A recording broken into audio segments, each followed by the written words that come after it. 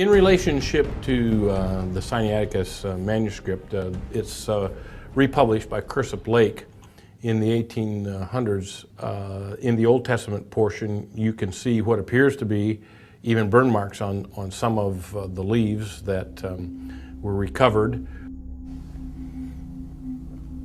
That almost looks like he pulled that right out of the fire, doesn't it? Yeah, it does.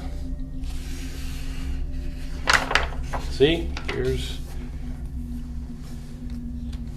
So this certainly confirms his story, or it seems to, that they were throwing these pages in the flames. Yeah, well, they were using it like we use newspaper to start a fire. This was old, it was brittle, so made good to start a fire there in the cool mornings and evenings at the monastery.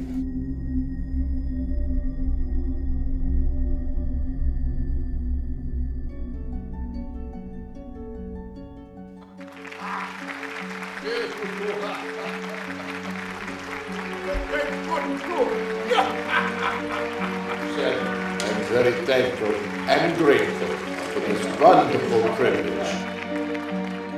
Once Sinaiticus was fully published, Tischendorf became a world-famous scholar, practically overnight. Nearly all the courts of Europe showered honors and distinctions on him for his great discovery. So much so, said his son-in-law, that they could not all fit on one man's chest. Oxford and Cambridge universities honored him with their highest degrees. In the midst of all this, a copy of Sinaiticus was sent to the Pope, who wrote Tischendorf an autograph letter congratulating him. Tischendorf even mentioned how an old man of distinguished learning had said, "I would rather have discovered this Sinaitic manuscript than the Koh-i-Noor of the Queen of England."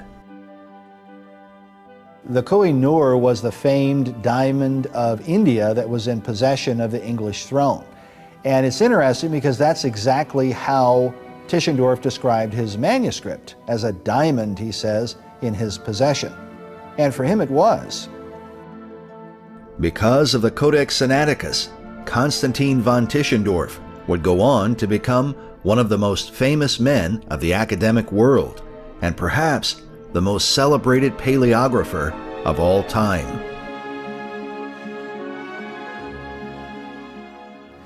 And it's an interesting contrast.